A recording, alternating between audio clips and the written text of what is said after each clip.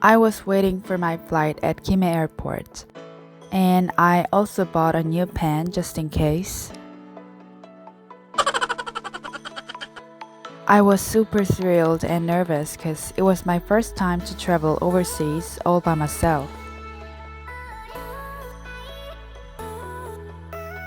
The first in-flight meal of this trip just came out. It came with red pepper paste, orange juice, pineapple, and bread with butter. A main menu was Chinese-style rice with fried chicken, which tasted not bad. It was in the middle of the night when I arrived Gwangju Airport, so I couldn't find a way to go to the free transit hotel. Therefore, I decided to sleep at the airport until the next flight tomorrow night. On the next day, I had a potato pasta salad as a first meal, seeing the wide panorama of the airport before me. Plus, due to no sleep last night, my project to quit coffee ended up being a failure within a week. Since I felt so icky, I came to a hotel nearby for 6 hours to wash. Just in time, the song Fortune Cookie was playing in the TV, and I felt much better to hear that. You know, it is my favorite Japanese song, which I only know. I headed for the airport with my body and mind clean. I ate yogurt as well, waiting for check-in.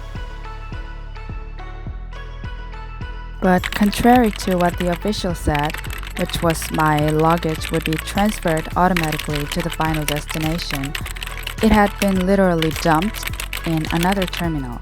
Even though after getting it back, I rushed not to miss the flight, but I was too late to make it. I eventually bought another plane ticket for next morning and made up my mind to pass one more night there. At the end of 2 days staying up all night, I finally got on board for Sydney. Does everyone normally go to Sydney like this hard? Luckily, I gained an emergency exit seat. I even read emergency tips too.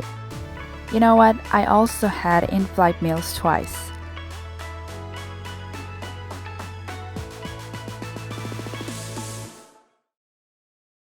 After 10-hour flying, I realized the night sky in Sydney spread it before my very eyes. Watching it, I thought it resembles the one in Busan pretty much. I was so glad to be in Sydney in the end. One thing which shocked me was I couldn't find the close button nowhere in the elevator. I came to take a subway to my accommodation. Only then did it start to sink in that I was in Sydney.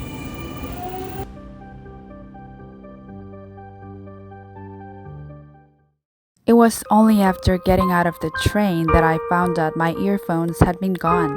Looked like I left them there while getting off in a rush. I decided to think that it could have been much worse in the future in Australia and kept waiting for the Uber in sadness. I managed to arrive at the accommodation. It was late at night though. Actually, it was my first time to use Airbnb and I found it quite satisfying.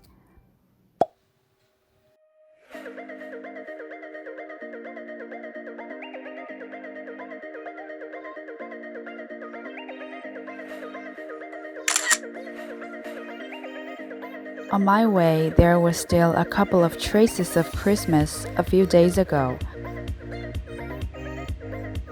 Do you know how to cross at the crosswalk here? Only if you push this button on the telephone pole, the green light turns on so you can cross.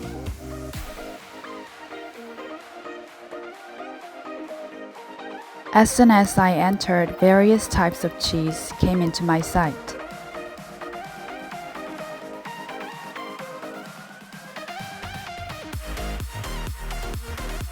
I was also impressed by a separate lamb section.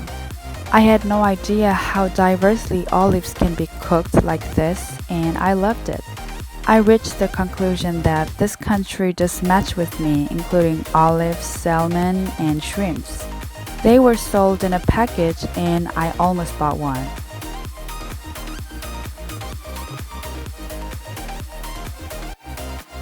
I was waiting for the bus for Opera House.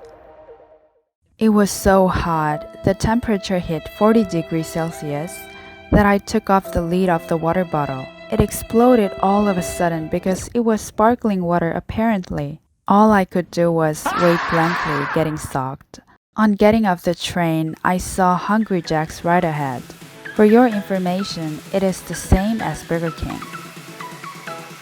Sydney is full of seagulls just like pigeons in Korea. More importantly, McDonald's is everywhere. You know the saying, you should visit McDonald's there every time you travel to other countries.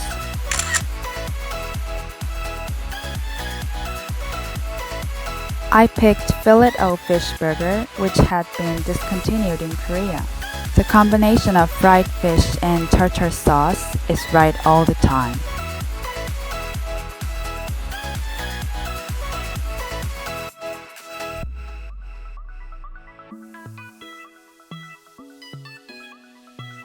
As I dropped by the convenience store after meal, I discovered a great variety of Tim Tam flavors displayed, as I heard. I should probably bring many when I go back to Korea. Because it's worldwide attraction, it was super crowded. As you walk along Harbor Bridge, you're seeing Opera House. Before that, eating comes first, right?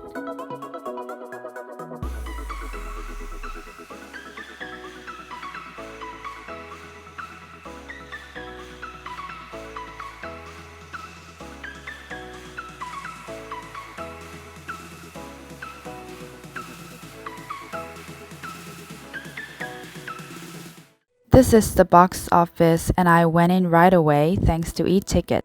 I found my seat as soon as I entered and waited for the performance to begin. Despite its wide space, it was filled with the audience.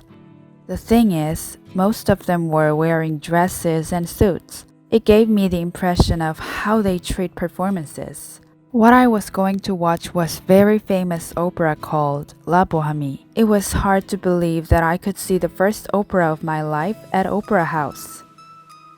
The show ended. As a matter of fact, I was too busy seeing English subtitles because all the lines were entirely Italian. Walking out the building, an exclamation just came out of my mouth.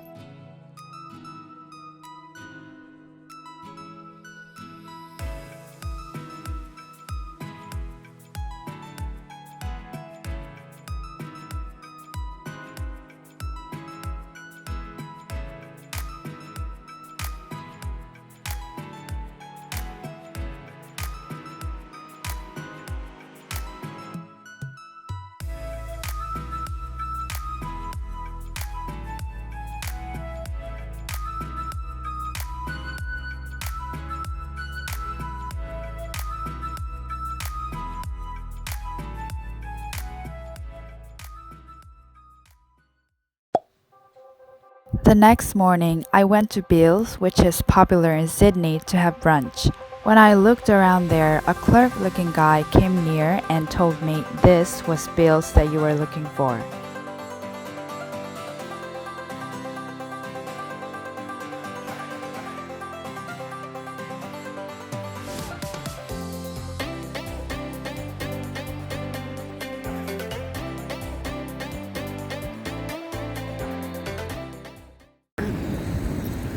I moved to the next destination on foot.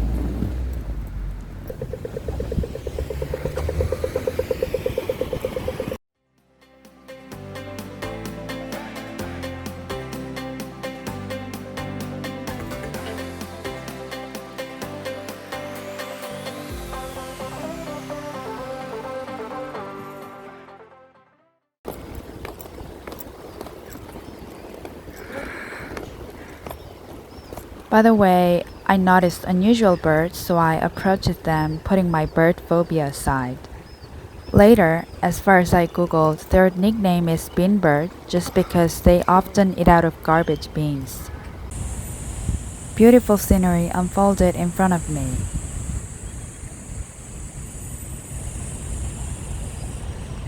I did envy Australians who could smell the roses back then.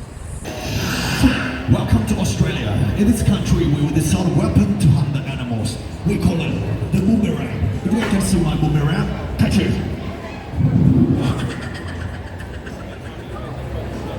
Now this is Queen Victoria Building. There were lovely desserts as well. And this is the stained glass window which was on the program Sydney Sunshine by Jung Eun-ji.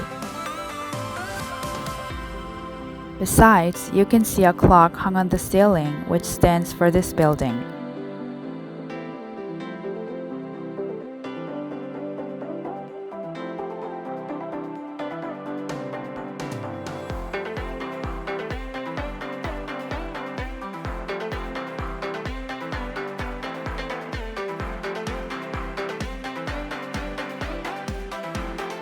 Here's a little secret in this clock. The small model ship moves synchronized with the real time.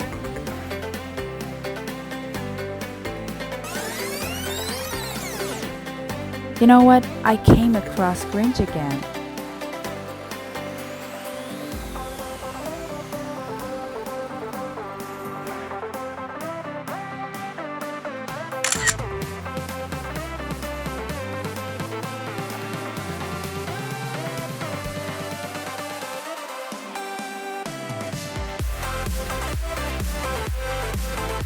After this and that, I finally got to Darling Harbor.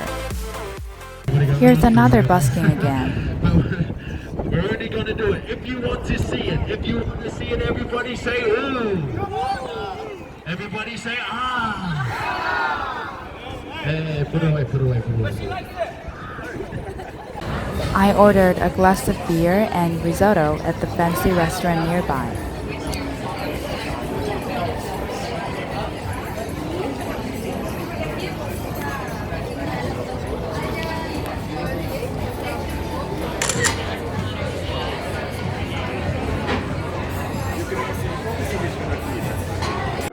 The only thing I had to do was wait for fireworks to start.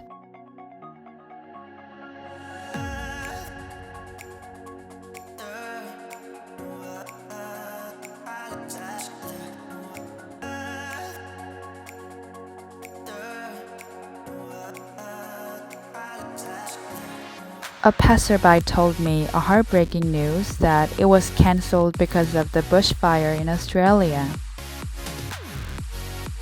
Though I was miserable, that was the time I should leave for the flight. Bye to Sydney, hi to Adelaide.